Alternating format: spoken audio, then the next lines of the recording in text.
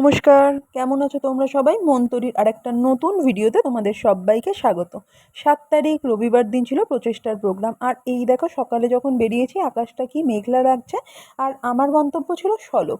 সলব মঠবাগানে ছিল প্রোগ্রাম। আর যাওয়ার পথে ১-২ পশলা বৃষ্টিও পেয়ে গেলাম। বৃষ্টির জন্য একটুখানি দাঁড়িয়ে গিয়ে পৌঁছাতে একটু লেট হয়ে গেছিলো, তার মধ্যে প্রচুর জন চলে এসছে। আর এই দেখো আমরা প্রত্যেকে ইউনিফর্মে আছি, মানে প্রচেষ্টার এই ইউনিফর্মে আমরা পরে নিয়েছি প্রত্যেকে। এবং তারপর আস্তে আস্তে বৃক্ষরোপণ প্রক্রিয়া শুরু হয়েছে। আর এখানে দেখো একটুখানি গাছ আছে, এর মধ্যে ঝাউ গাছগুলোই আছে। আর তারপর বাকি গাছ অন্যদিকে আছে। বাকি গাছের মধ্যে ছিল কৃষ্ণচূড়া, রাধাচূড়া, মেহগনি, তারপর আম, কাঁঠাল, আরও অনেক ধরনের গাছ, বাদাম গাছ, প্রচুর গাছ ছিল। তাছাড়া বট অশ্বত্থ তো আছেই। জানেন তো সলব মঠবাগান প্রাঙ্গণটা ভারী সুন্দর। আর এখানে তৈরি হচ্ছে কালী মায়ের মন্দির। আসুন দেখে নি আমাদের চেয়ারম্যান কি বলছেন। হচ্ছে মঠবাগান। এই মঠবাগানের মাঠের চারপাশে আমরা গাছ লাগাবো। সকালবেলা থেকে শুরু করেছি, এখন মধ্যাহ্ন এতে আছি। এই কাজটা সহায়ক করেছেন, উনি আমাদের অনুমতি দিয়েছেন এই বৃক্ষরোপণের সোশ্যালটা করবার জন্য ওদের মঠবাগান প্রাঙ্গণে। তার জন্য অনেক প্রচেষ্টা থেকে ওনাকে অনেক ধন্যবাদ জানাই। তা প্রতীকবাবু আপনি আমাদের এই বৃক্ষরোপণ নিয়ে অল্প কিছু একটু বললে ভালো হয়। বৃক্ষরোপণ তো খুব ভালো জিনিস। এখন তো সমাজের যা পরিস্থিতি, তাতে তো বৃক্ষরোপণ খুব দরকার।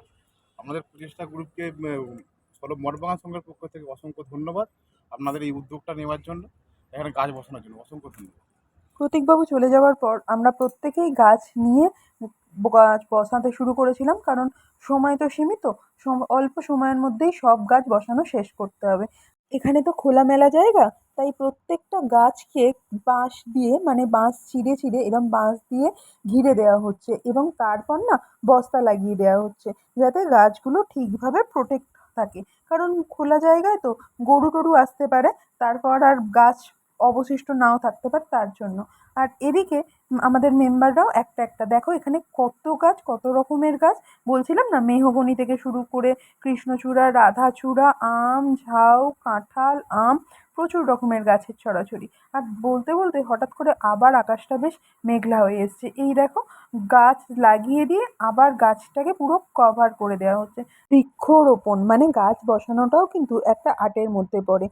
চারিদিক দিয়ে মাটিটা যাতে শক্তভাবে গাছটা দুর্বল না হয়ে পড়ে, তার জন্য মাটিটা দিয়ে দেওয়া এবং তারপর সুন্দরভাবে গাছটা প্রতিস্থাপন করা এবং তারপর একটু করে জল দেওয়া।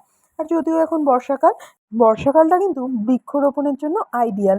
এই দেখো সেই যে বলছিলাম না, গাছগুলোকে কভার করে দেওয়া হচ্ছে চারিদিকে বাঁশের খুঁটি দিয়ে, তার ওপর এরকমভাবে বস্তা চাপা দিয়ে দেওয়া হচ্ছে। চাপা দেওয়া মানে যাতে গাছটা আলো বাতাস সবই পায়। আর হঠাৎ করে বৃক্ষরোপণ প্রোগ্রামের মধ্যে শুরু হয়ে গেছে বৃষ্টি, তাই আমরা চলে এসেছি একটা শেডের নিচে। এখানে এই যে মন্দিরটা তৈরি হচ্ছিল না, ওই মন্দিরের নিচে শেডে আমরা চলে যাচ্ছি। আর এই দেখো ছেলেদের কি খেলার উদ্যম! যাই বৃষ্টি শুরু হয়েছে সবাই অমনি খেলতে নেমে পড়েছে মাঠে। এই বর্ষাকালে খেলার আনন্দটাই আলাদা। আর তার মাঝখানে আকাশটা অন্ধকার, আর কিছু ছবি রইলো আমাদের প্রচেষ্টার বৃক্ষরোপণে। এই ছবিগুলোই তো স্মৃতি থেকে যাবে। যাই হোক, সবাই মিলে আনন্দ করে গাছ লাগিয়ে তারপর আবার বাড়ি ফেরার পালা।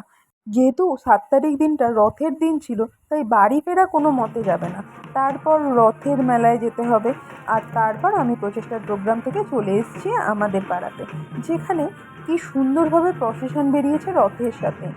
ছোট বড় সবাই এই ধরনের প্রসেশন দেখতে কে না ভালোবাসে। এখনও যেন এই ধরনের প্রসেশন হলে চোখ জুড়িয়ে যায়। শুরু থেকে শেষ না হওয়া অবধি যেন চোখ ফেরাতেই ইচ্ছা করে না।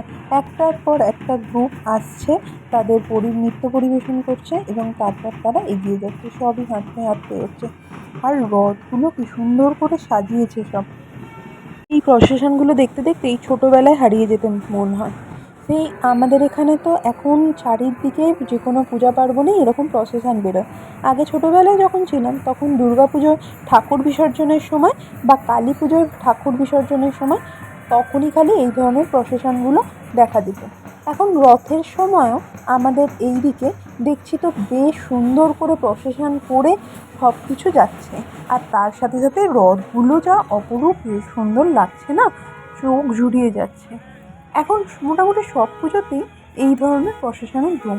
আমাদের এখানে এক জায়গায় নবজীবন সংঘ বলে একটা ক্লাবের রথ করেছে এবার যেহেতু 2024 সাল, সেই হিসাবে 24 ফুটের রথ করেছে। এই সেই 24 ফুটের রথ যার কথা বলছিলাম এতক্ষণ।